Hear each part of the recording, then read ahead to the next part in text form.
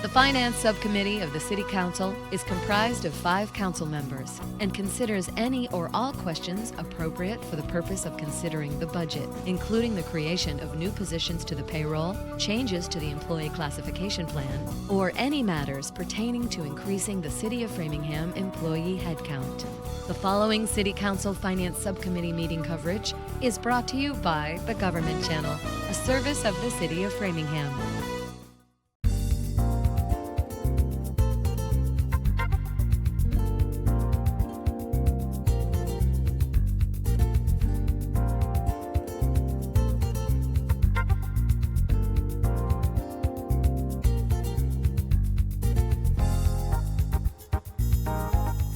After 5 p.m., the City Council Finance Subcommittee will come together. This is our revised version 205-2826. All members are present. First order of business is public participation. If you want to publicly participate about something that's not on the agenda, feel free. If it's on something on the agenda, we ask that you wait. First person on public participation on Zoom land is Donna Kilcoyne-Orthifer. 3 minutes, please. Okay. I just wanted to talk about some economic development, the report, the presentation that was done. And one of the interesting things that I think everybody should note was the 5 areas that they say were the top areas that we should look at doing economic development were all not in the Knobscot area.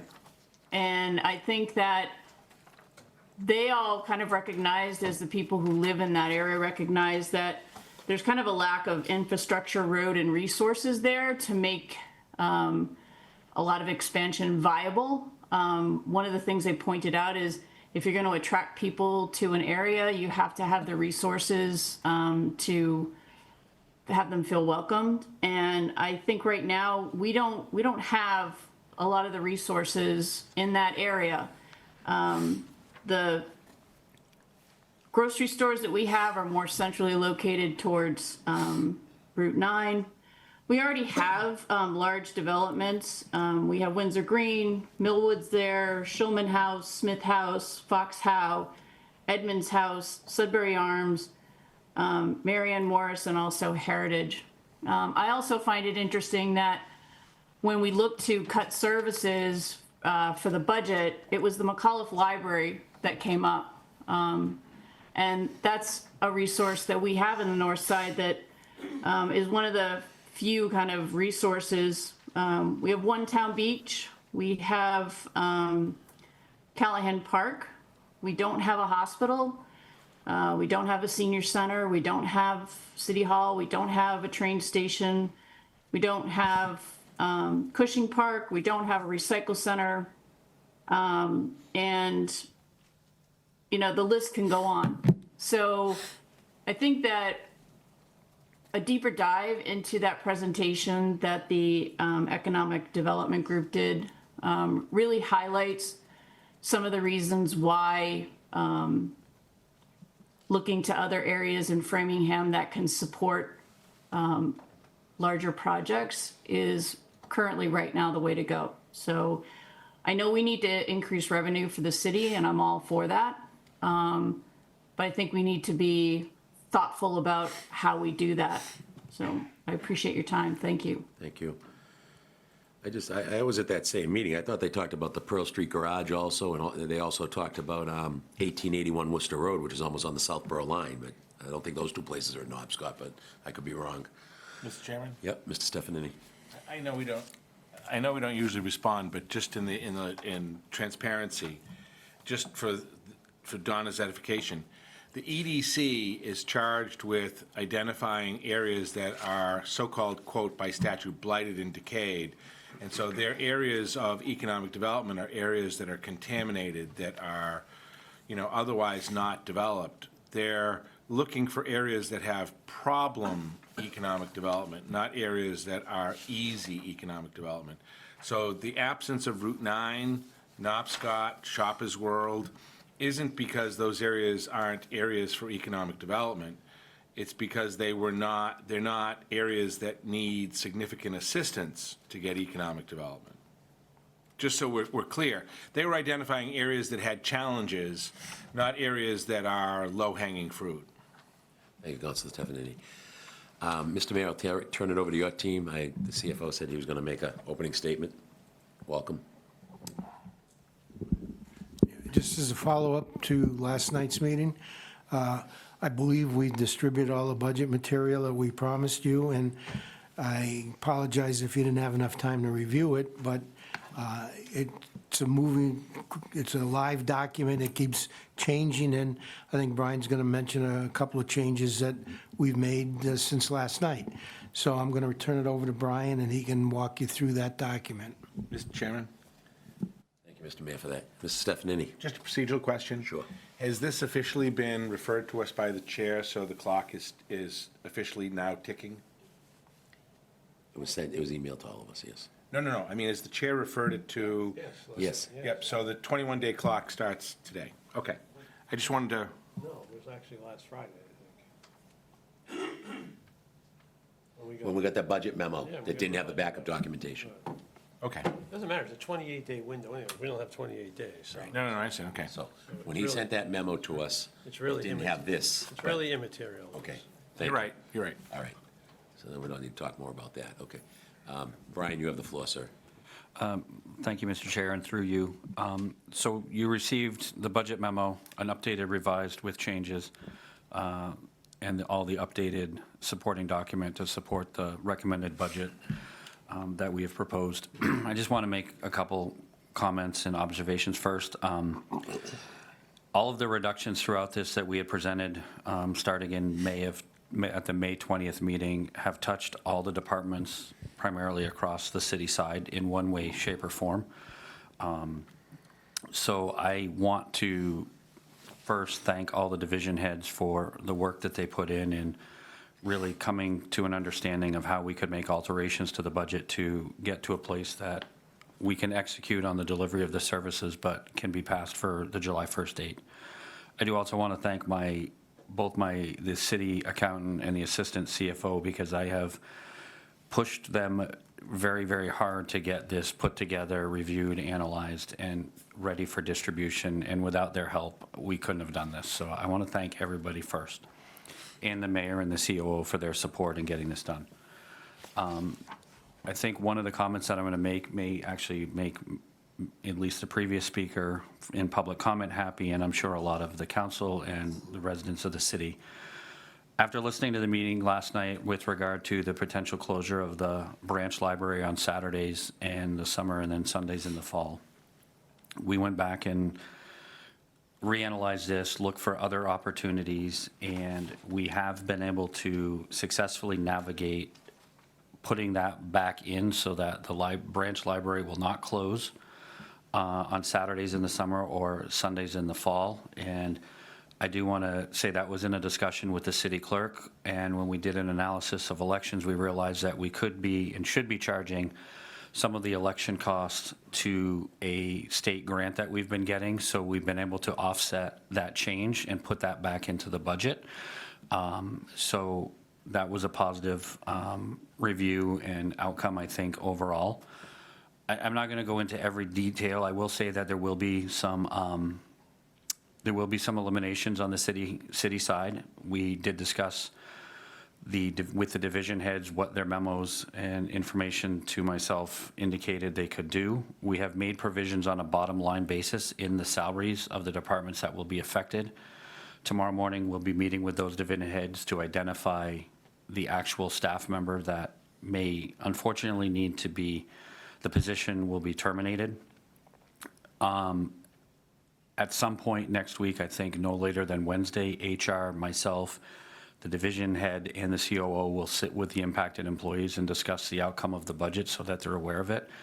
At that point, I think we'll be able to discuss more information about what specific positions were attached to those reductions, but out of respect for the process and the nature of individuals, unfortunately, their positions being eliminated, I would like to hold off on a explicit identification of what those are until they have been notified. I think it is only respectful that they hear it from the administration before it reaches the entire public, and then they hear it some other way.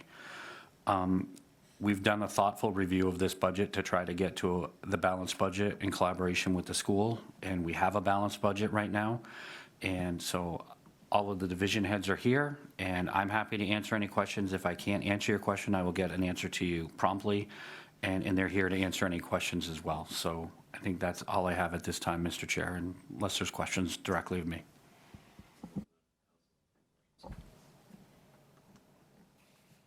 Seeing none. Where do you want to start?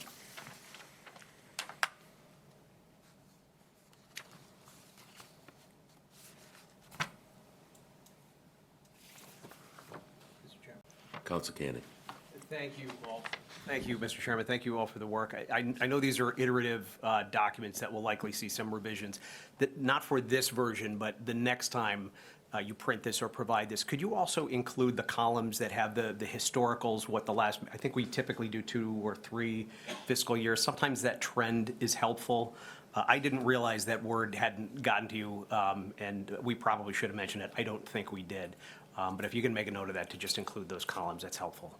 Absolutely, we'll make a note going forward. Thank you. You may just want to take a look at what's been done before, because I feel like I'm forgetting something, whether it was actual for the current fiscal or whatever your best judgment is. I think you have a sense of what I'm looking for. Thank you.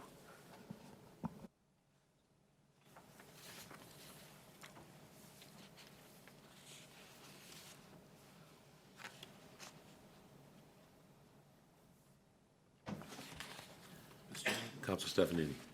Thank you. Obviously, we have a lot to digest that we've just received. So I want to ask a few generic questions. First, looking through your memo, it looks like this lives within the parameters we talked about, which was 3.5% and 10 million. Through you, Mr. Chair, that's correct. It lives within those parameters which were initially presented on May 20th, yes. Which was 3.5% in levy increase and 10 million in free cash. Okay. And a timing question. And this is, I guess, to everybody, but the real-time crunch on us is the school pink slips. Is that the most urgent time crunch for us? Through you, Mr. Chair, I think contractually and by law, yes, I think it is the most urgent piece, but I do believe that school committee is going to be voting those reductions next Wednesday, is my understanding. I think that although there's no statutory requirement, I think we owe it internally on our side to the employees to notify them of the potential changes as well, so that they can begin to prepare. So, well, it's not a statutory time crunch. I think we have some responsibility to make sure they're aware as soon as practicable, which I think is the initial discussion possibly next week. So It would be helpful in your conversations with the school, your counterparts, to nail that down, and whether or not it's necessary for the council to take a straw vote on their budget for purposes of that, because it impacts our ability to review this. okay, I will reach out to them first thing tomorrow and get an answer.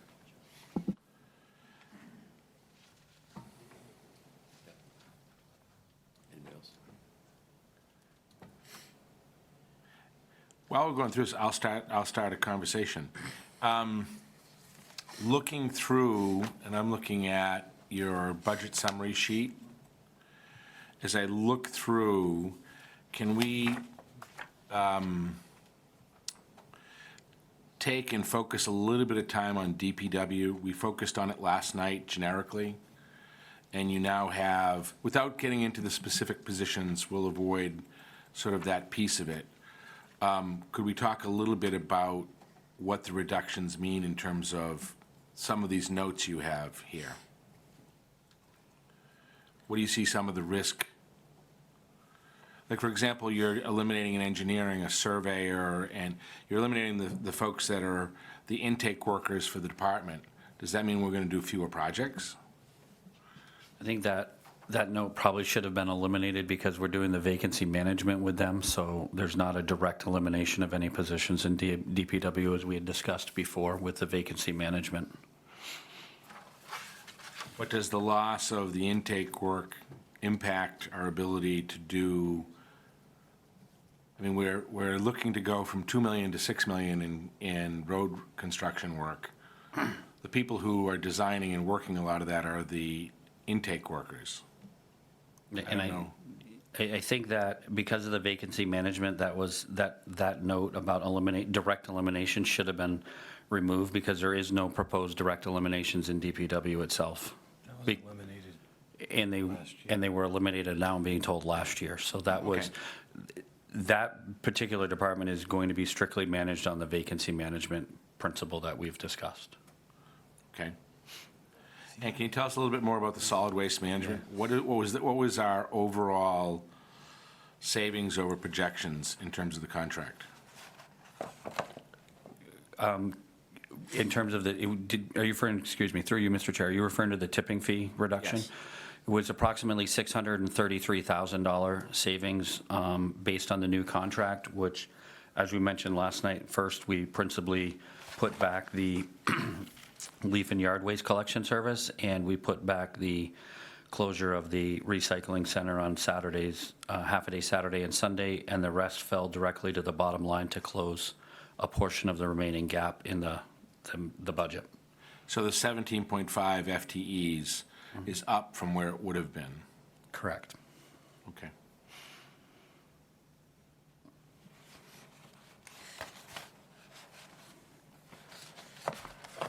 How about the departments that bring in money and bring in revenue that are already taxed, like in the building department? What are you doing in the building department?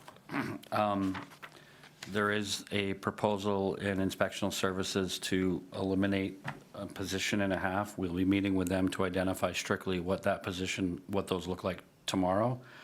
And after we notify them, we will be prepared to disclose what exact positions are being eliminated. Proposed to be eliminated pending council approval of the budget. I don't want to say actually eliminated because we have a process to go through still. Because this Cliff Note version specifically listed a position. There's a position listed, what position will go away in building department. Let me look, I'll look.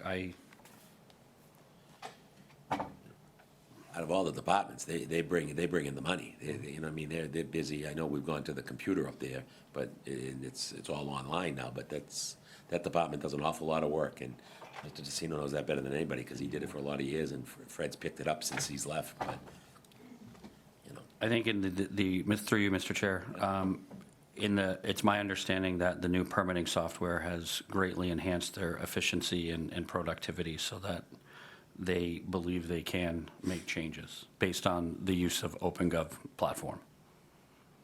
It's good to know. Do we have whatever we need for OpenGov or anything else in the budget to put our checkbook online? We have, through you, Mr. Chair, we've not made provisions to expand our utilization of OpenGov, but we will have ways to get the checkbook online. I have committed to you to do that, and we will find a solution that will get that online as soon as we can. As soon as we can is not an answer. We have no provisions for a utility such as OpenGov, but we can download the data from Munis and put it out and get it out there. We need it in at least a digestible, usable format. So before this budget process is done, we should have some more specific answer to that question. Okay. Noted. Counsel King. I just happened to be looking through this too. I'm sure it must mean something different than it says, because we just talked about this last night. But under the mayor's budget, it says operating increase for consultant to assist with city reorganization plan.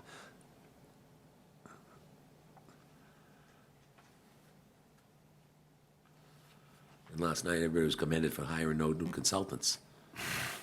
And here, the word consultant jumps right off this green paper. You can't miss it off this green paper. That's why the stuff stands out like a sore thumb. I think that was old. I don't know. I mean, I would have to get back to you, but in all of my discussions with the mayor's administration, there was no plan on a consultant for reorganization. It might have, I'll take the responsibility. I may have missed that in eliminating it, and I apologize to the council for that. So that's not there.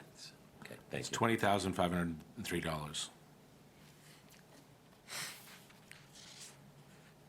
We talked public safety extensively about fire and police and, trying to get them up to snuff.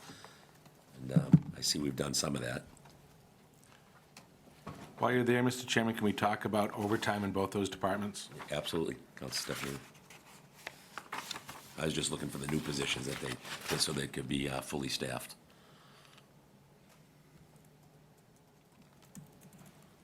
Police is 12.5 and fire is,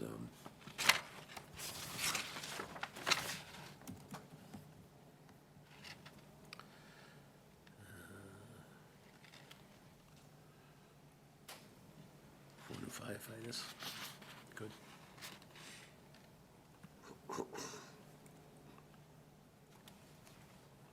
I don't see the breakdown in this we usually see for overtime. For fire and police.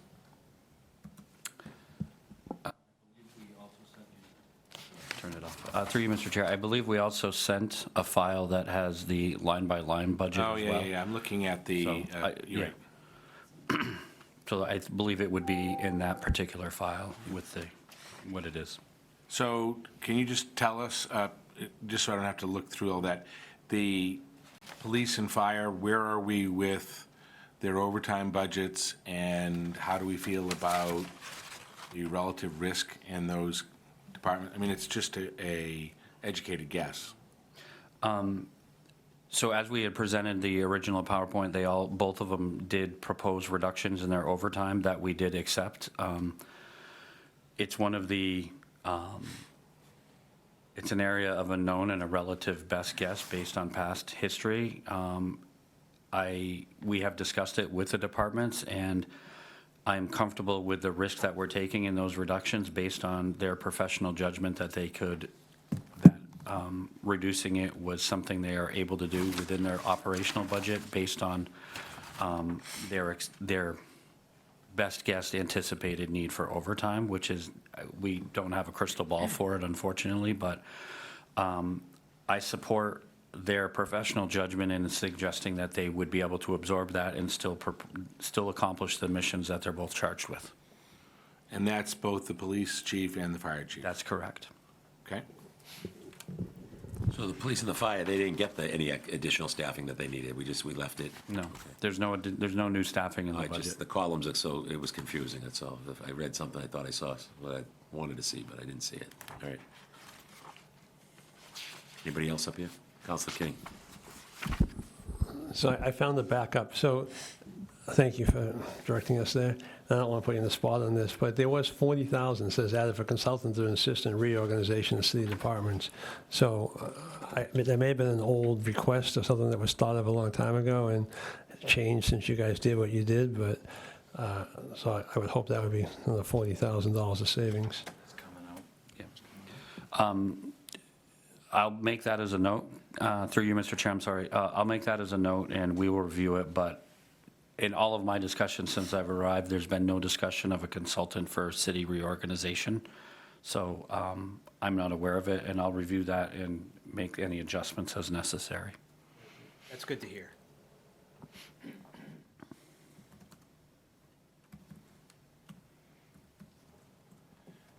Mr. Chairman? Councilor Stephanie. Can you talk for a moment, Brian, if you will, about Parks and Rec? I'm reading through this, and, we're absorbing in real time. It looks like you've cut it into a couple of pieces in terms of where it's going. Why wouldn't, if you're going to leave any of it where it is, why wouldn't you just leave all of it where it is and then put all of where it is under wherever you're moving it? Rather than, and in particular, I don't understand the 4 positions that are moving to the library and why they're moving to the library. Oh, sorry. Through you, Mr. Chair. So we moved the known salaries between the 2 departments as part of the reorganization, which I believe still has to be formally approved by the council. There is some money left in parks. I believe that still we have to figure out how to allocate it between the 2 divisions.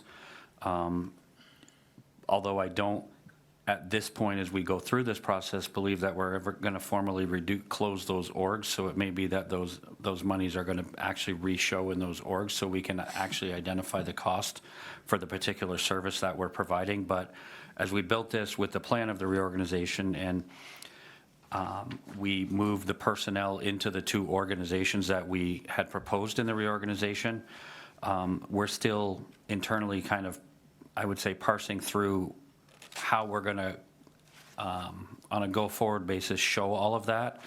But we attempted to move the positions that we knew were going to go to the two respective organizations, and there's some other small amounts of money specifically left in Parks and Recreation that we do have to carve into the two based on the agreements for the various unions and moving it, and that hasn't been done yet. But a lot of that will be done once the formal request for the reorganization is given to the council and approved and adopted. So I'm just speaking for myself, but I would prefer, for accountability's sake, that if it's a Park and Recreation function, that we keep their accounting separate so that we can track and understand what it is we're spending on Park and Recreation, so that it doesn't become, for example, under DPW, we have highway separated from sanitation, separated from engineering. It's not as though it's a burden from an accounting standpoint, but merging it into an unknown department means we no longer have an ability to identify and figure out accountability. So I personally, rather than merging it into the department, I'd rather see, if you're going to merge it, merge the entire department underneath it, but keep it from an accounting standpoint as its own cost center. From an accounting perspective and an ease of identifying costs for analysis for those particular services, I share your sentiment. And what about the library FTEs? Because library wasn't part of that conversation. Why is library looking at anything from the Park Division? Callahan. I mean Callahan from the, oh, it's the Callahan. Yes. They were under Park, so they're, I missed that, I'm They were sorry. moved in, so yes. So, but I do believe that my ultimate recommendation is going to be to leave those orgs with the people there, even though they fall under different division heads for reporting purposes, so that we can identify the costs of all those operations. So just as a, I know you've spent a lot of time in a town form of government. In the city form of government, we can approve line items within different areas. If we can hold Callahan, Senior Center, Parks accountable through the line items themselves, I, for one, and I only speak for myself, would prefer to see those separate line items remain separate so that there's accountability in each of them, irrespective of the dollars, the FTEs, et cetera.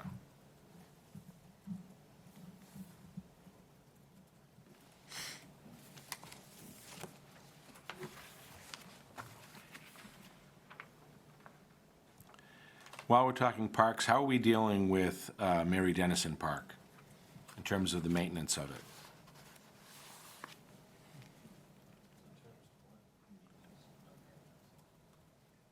When we approved the capital project for Mary Dennison, there was an associated, That's a real concern, and the staff of the Park Rec Department have requested, that was part of their request for additional personnel, just to help maintain the expected use of the new facility, and we weren't able to accommodate it, and that's a concern that we're going to have, that we're going to try and address as we move forward, but it could be a problem. we just invested $40 million. I agree with you 100%. I know.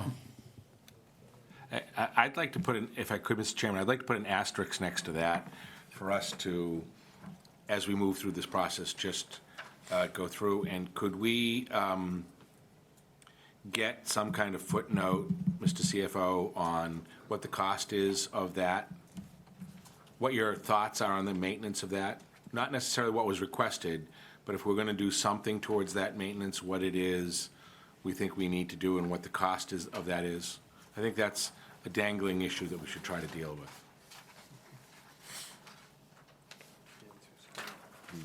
Yeah. Anybody else? Yeah, I have a Councilor King.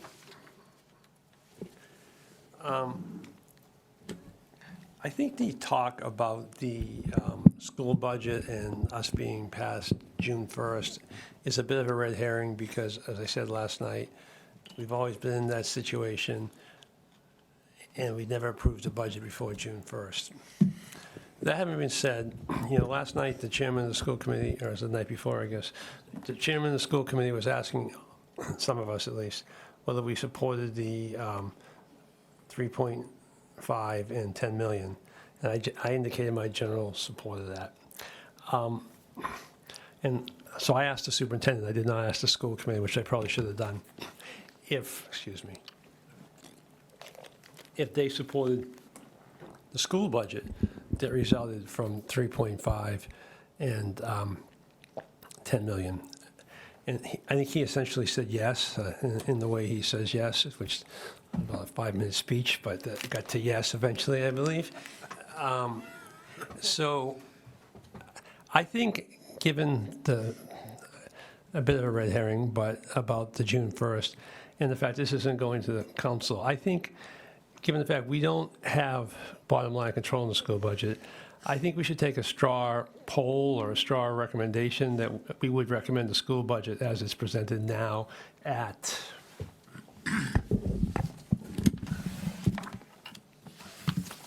The 187 million. Okay, the 187 million figure. Because I think that shows that, it would not be likely our recommendation to make any further, we're not the full city council, and that's going to still be a couple weeks away, as it is every year. But this way, I think it gives them an idea that at least that we're endorsing it at a certain number. That's just my suggestion. Second. Is that a motion? Yes. In the motion, we have a second. Any further discussion on the school budget? Councilor Malik.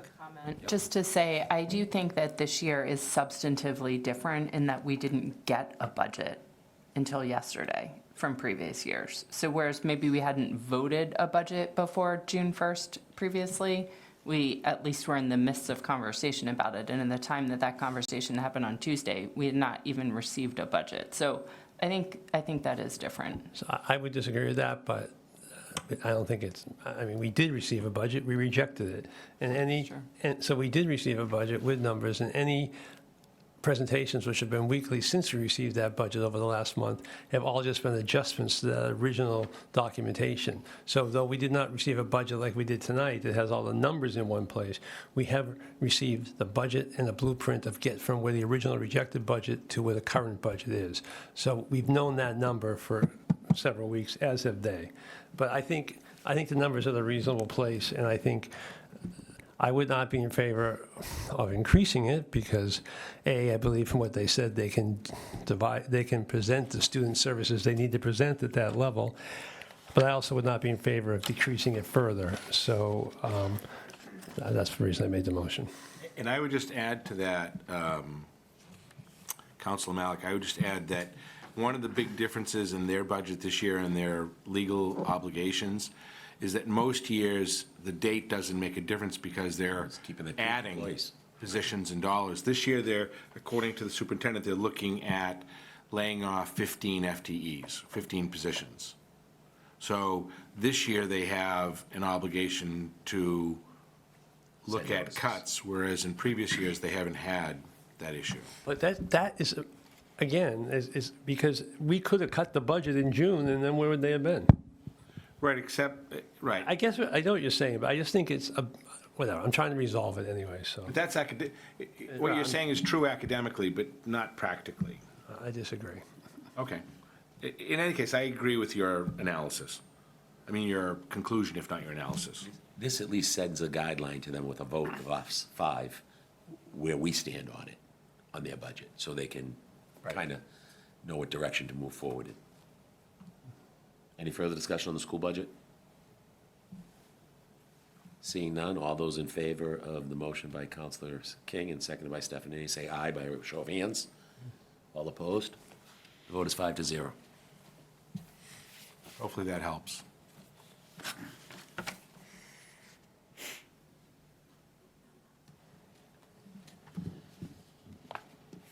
You want to digest this stuff, or where do you guys want to go from here? What folks want to go from here? I think we need some time to digest the depth of this. Why don't we digress for a moment and talk about our schedule? What we want to do next week to go through. Can I first ask a question? How much more adjustment do you think there will be to this before we get something that looks more like a near final document from you, other than things we're talking about? As I understand it, this is the final document, right? Am I misunderstanding that? Yeah, they just had to go, they want to figure out. And I want to go through, there's obviously, and I apologize again for some things that were inadvertently left in the blue-green sheet, but as far from my perspective, unless the mayor or COO has a different perspective, we represented to you that one second while I get down to the number.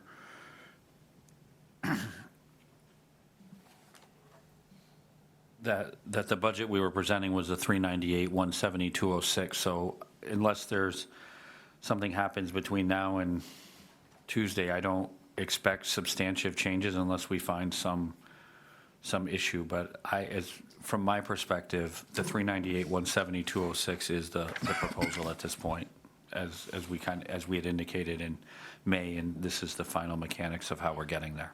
So as you clean this sheet up, you're gonna, Mr. Cannon asked to include FY '25 in that. The additional information we requested in terms of some kind of sense of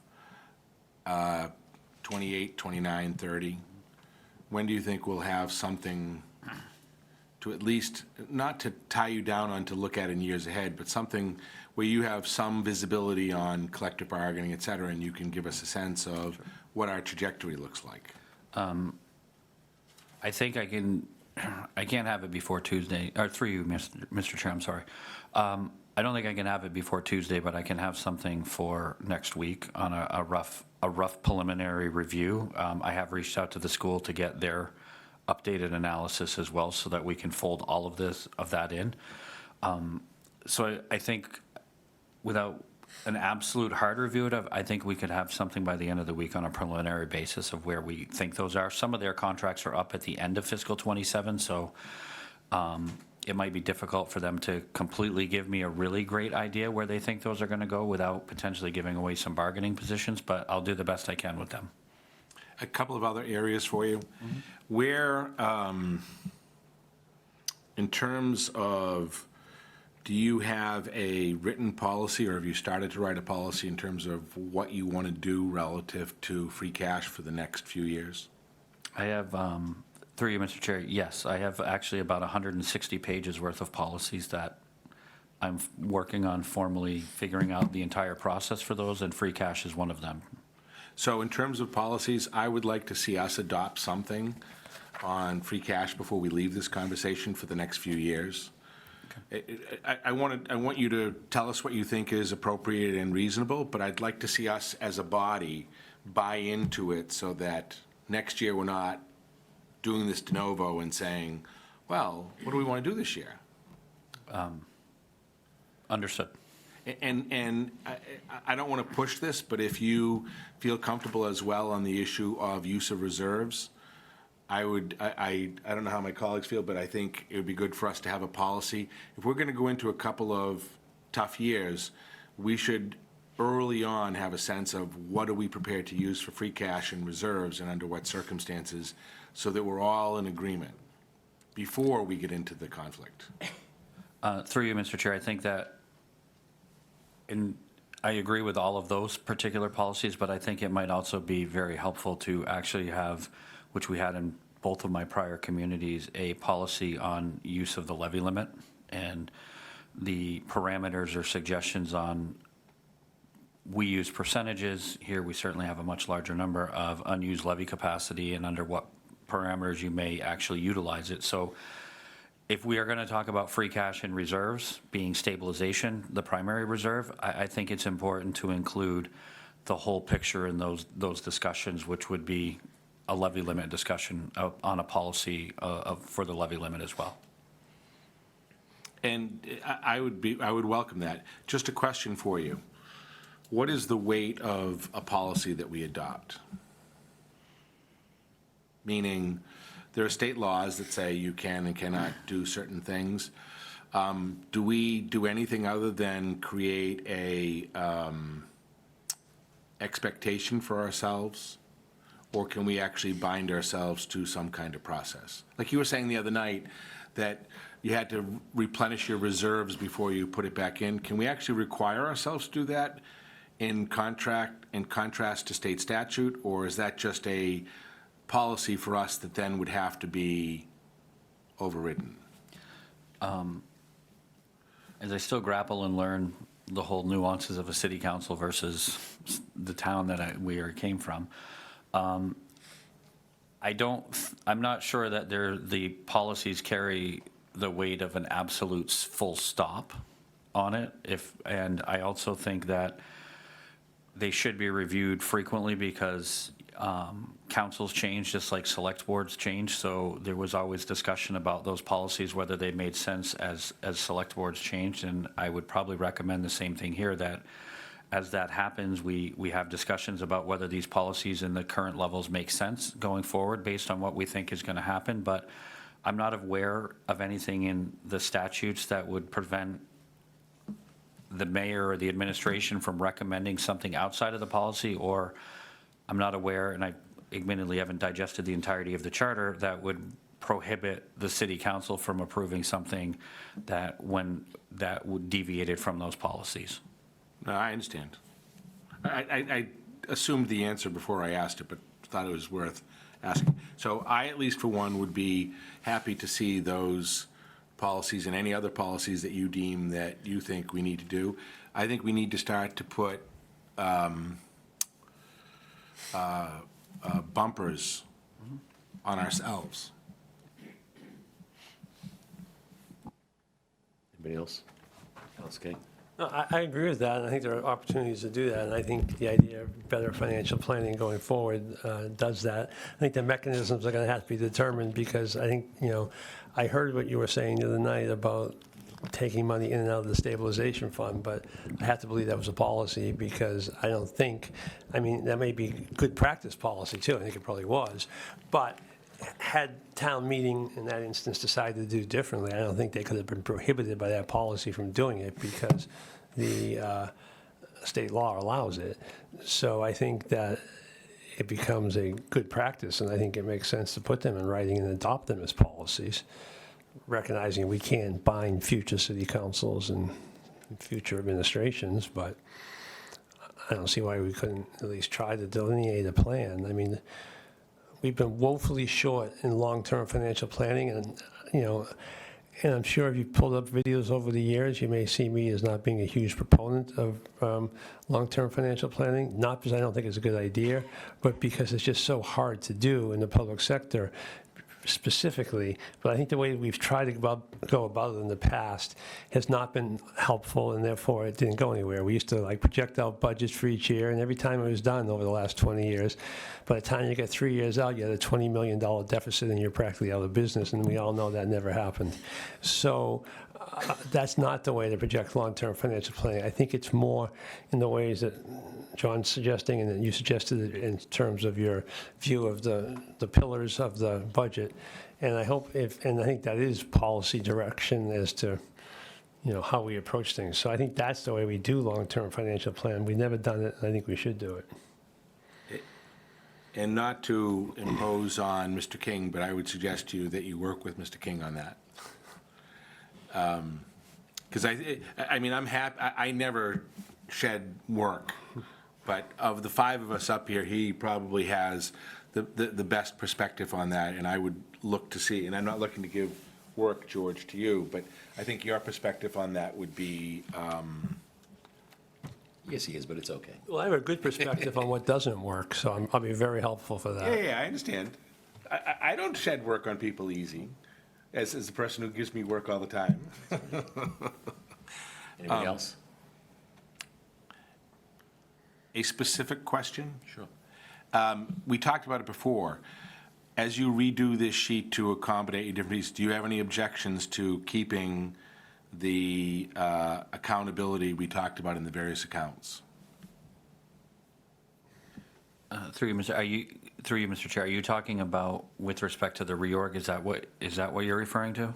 I'm referring specifically to parks. I do not have any objection to that. I'll have to sit with the mayor and make sure he has no objection to it, but from an accounting perspective and as the CFO, I don't have an objection to it. I think the same is true of veterans. Callahan's a little different because it was absorbed within a department, but veterans as well. I mean, I think just the idea of keeping it separate so that everybody knows what it is that's in that area.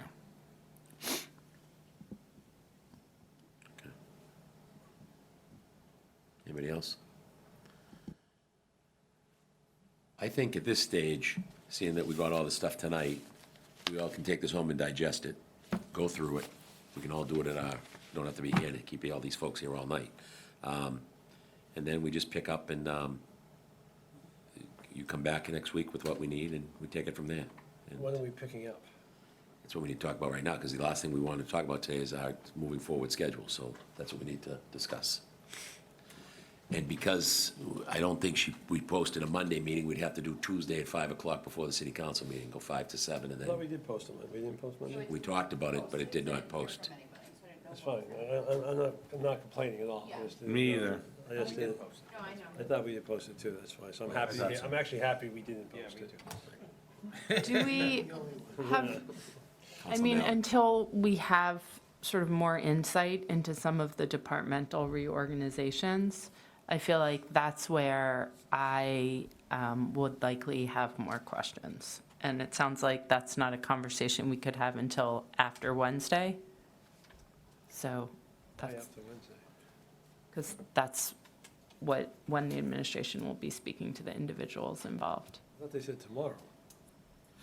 We're going to sit down with the Division heads. division heads and identify the exact positions, and it will likely take HR some time to develop Fine, the okay, I letters. misunderstood. How about if we meet Thursday, June 4th? Great. 5 PM. I think I already had that on my schedule. Do we want to, Well, the first reading is Tuesday night, correct? Yeah, it's going to be the first reading. We have no choice. I mean, well, we do have a choice. We can put it off, but so let's just start with, do we need to refer it to the council to get a first reading? And then get it referred back to us? no, I don't. I don't think so. I'll move, we recommend the council take a first reading Monday night, Wednesday night, Second. Tuesday night, whatever night we're meeting. Tuesday night. Motion and a second, any further discussion, all those in favor, say aye. Aye, voted 5-0. So is it worth meeting Tuesday or Wednesday to discuss the things that are not in the reorg? For example, we haven't really had any discussion of the finance division. I mean, I'd like to read through it, but if we have questions on, like, accounting, treasury, et cetera. Well, I personally don't care. We can meet Tuesday if you'd like. I prefer not to meet Wednesday because I don't want to meet 3 nights in a row next week. I don't think, we had good intentions this week. I'm not sure we used our 3 nights as efficiently as we could have. So I think we should meet as a city council Tuesday and pick this back up Thursday when they're in a final position to hopefully. But I mean, I don't object to meeting Tuesday on top of the city council meeting if you think it would help to meet for an hour or so, but. So can I make a suggestion? So let's meet Thursday. What if we focus Thursday, so we don't have to have all of these folks here Thursday? If we focus on the areas of reorganization? Will we be ready to talk about those? Well, to me, it's the area, it's the departmental breakdown. It's not necessarily reorganization. Right, It's within the budgets. but those are And that, my extended understanding conversations. is that that's all departments. I don't know that we need to bring everybody here to sit here, though. Right. I mean, I think. I agree. I think we can broadly discuss the budget without bringing everybody back here. So And can I then make if a we have suggestion? some specific Can we just need, one at a time, that make it easy? You can all talk all night. but and if just we one have at a some time. specific need, then we can summon that lucky individual on their own at some future, or, with a group at this future point. But I'm also confident that given the depth review they've done of the budget, that the central administration is probably more in a position than they have been in the past to talk about more details about individual budgets too. Does it make sense, Mr. Chairman, for us to do what we've done in the past, which is go through each account and see if there's any passes, and then we can prioritize department heads based on that. Well, I think it does, but maybe we should do that. If we're going to meet, maybe we should meet for an hour Tuesday night and do that. Give us time to look this over. I don't think it's productive tonight. Okay. I was thinking of it for tonight too, but I just don't think we've seen enough of it for tonight to be productive. So why don't we plan on just doing that Tuesday night? That wouldn't be a difficult meeting. Right, so can we meet at 6 o'clock and do that, or is that going to We don't need any, and we don't need any department heads for that. I wouldn't think for that. No, we probably have like 45 minutes because of the TV. So, yeah, I think we can do that. yeah. And we can meet at 5, but I don't want to be sitting around here for another hour between the meeting if we're done either, so I Why don't think, we do 5:30 then? okay. You know what I mean? all right. Yeah, We can all that's- chill for a yeah. half. About 5:45. Yeah. 5:30 works. I mean, 5 o'clock does become a little early, All but, right, 5:30 works. all right, Ms. Kelly, thank you. And then these poor folks don't have to be here for that. right. And then we have our city council meeting, and then we'll have a city council finance subcommittee on Thursday at 5 o'clock. Correct. The following week, I believe we tentatively have a city council meeting on Tuesday, the 9th. Correct. It's not booked, I mean, it's penciled in, it's not booked. I think we'll know So at this point, my belief would be we should probably not have that meeting and meet here as a finance committee and hope to have a full recommendation, maybe by that night for the June 16th city council. So finance on Tuesday, the 9th, Yep. possibly also Thursday, the 11th, If necessary, right. if necessary, Thursday, the 11th, and then the 16th, Tuesday, the 13th is a full council meeting Yes, and hopefully. with on Tuesday hopefully a second Done. we can vote on the vote it in budget. that night and be done right on time. You guys, Ms. Kelly's got some questions, because she can't listen to 3 people talk at once. Leora, did you say Tuesday the 13th? Tuesday, the 9th would be a finance subcommittee meeting. You're gonna change it. Thursday, the 11th would be finance. Tuesday, the 16th would be a full council meeting, or is currently scheduled to be. So you're swapping out the 9th. That makes sense. Anybody else? Got a motion to adjourn, please? So moved. Second. Motion by Counsel Cannon, second by Counsel Stephanie. Is there any further discussion? Seeing none, all those in favor say aye. Aye, voted 5-0.